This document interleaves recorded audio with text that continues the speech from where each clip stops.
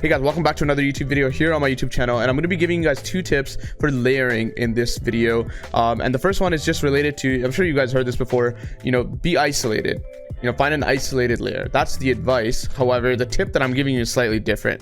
It's very important to not only be an isolated layer, but have the layer above and below you be isolated, especially if you don't need an impact, you're just tarping and very peacefully moving a crude moving zone. You just want to be safe. Make sure the top layer above you and the bottom layer, as much as you can, be isolated as well, because that's just going to be helpful for you in general. Well, if there's a team below you, they're going to get spray downs. If there's a team above you, they're going to pressure your cone. If you just want peace, you want to be safe, you need to be in a layer where this layer is empty and then this layer is empty. Pretty simple. Now, the real tip of this video that's really important is I find that most of the people that make mistakes with layering is actually related to terrain. Nothing related to the enemy players. It's actually terrain. So let me give you an example. Let's say bird's eye view. We have a zone like this, okay? And let's say we're coming in from this side, right? This is the previous zone. We're coming in like this, okay?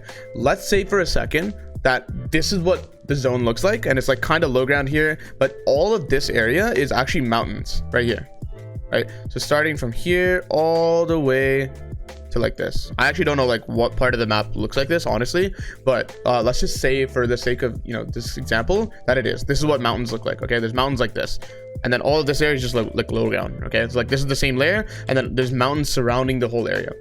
Would you agree that there's a 75% chance that the zone pulls uphill approximately, right? And the way you sort of tell this is, look, right, see this sort of Pac-Man shape? It covers 75% of the possible next zone direction pulls, okay? And what this does is, if it pulls in any of these directions, you better have been on a high layer in this specific static zone. When I say static zone, I just mean the white circle, okay?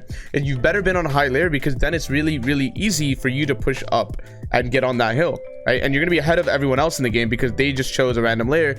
You specifically chose second height, and that's really nice. And that's gonna help you sort of just not die to terrain ever. Think back, honestly, like dual cash grab, solo cash grab, how many times have you died to terrain? It's a lot, honestly. If you check back through the season and all your replays, it's definitely a lot. And if you just watch your game, sometimes you think it's not terrain, and then you realize the congestion that's happening is because you didn't go up or you didn't go down. That's something that's pretty important to understand. So I just want you to understand this. Like this is how you can calculate the percent chance that it pulls up the hill. Now, sometimes it's not this deep. Sometimes it's like this, right? Let's say this is the circle again, but then there's only a mountain in this corner, right? In this specific case, I don't think you should care about it too much, right? Let's say this is the mountain right here, right? You could approximately say like 1/5, right? 20% chance it pulls up the hill. In this specific case, you don't want to be ulti low because it still can pull up the hill, right? Ideally, there's no mountains in the area, and then you can be ulti low, no problem. But you still don't want to be ulti low here because there is a chance. You don't want your whole game be thrown off of 20% chance. That's not good either, right? Some mid-ground layer, but you don't have to kill yourself to go second height here, because it's 20% chance. That's not that high.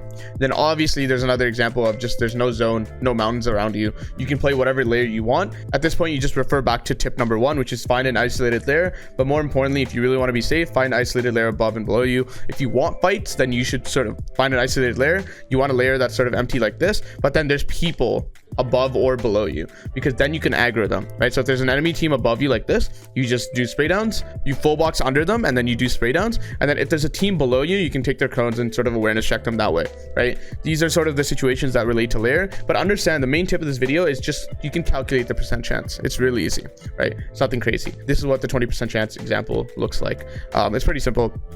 I'm sure you guys understand. You could just like cut this into a pie and see that it's like not that big of a deal. It's a pretty low percentage, but again, staying ulti low, if this is like Mount Everest, you don't want to be ulti low. You probably just die. Just pick a higher layer in the preparation that it pulls uphill, right? And this is the sort of things that you should be doing, right? A lot of people don't sort of have the foresight to look ahead one more zone. This is something that happens in chess all the time. You think 2, 3, 4 moves ahead. Why not think 2, 3, 4 moves ahead for Fortnite? You can actually do it, right?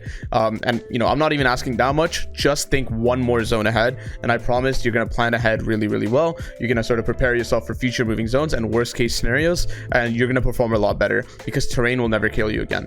So thank you guys for watching this video. It's a pretty simple video, but very important one. I'll see you guys tomorrow in the next video. Peace.